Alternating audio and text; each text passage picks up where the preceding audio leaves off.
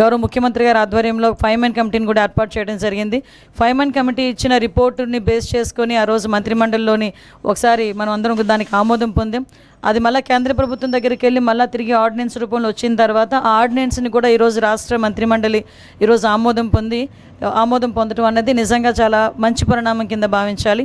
ఇందాకే సార్ చెప్పారు, అందరికీ కూడా స్వేచ్ఛ సమానత్వ అవకాశాలు రావాలి అని ఒకే ఒక ఉద్దేశంతో ఎంతో వెనుకబడిపోయిన రెల్లి కులస్తులు లాంటి కులస్తుల్ని కూడా ఈరోజు 1% రిజర్వేషన్ ఇచ్చి వాళ్ళకి కూడా అన్ని ఉద్యోగ అవకాశాలు ప్రమోషన్స్లోని కూడా వాళ్ళకి అవకాశాలు ఇవ్వాలని ఒక మంచి ఉద్దేశం. అదేవిధంగా మిగతా ఉపకులాలకు సంబంధించి ఓవరాల్గా 59 ఉపకులాల్లోని కూడా అందరికీ కూడా సమాన అవకాశాలు రావాలని ఈరోజు మంత్రిమండలి తీసుకున్న నిర్ణయాన్ని స్వాగతిస్తూ ప్రజలందరికీ కూడా తెలియజేయటమైంది.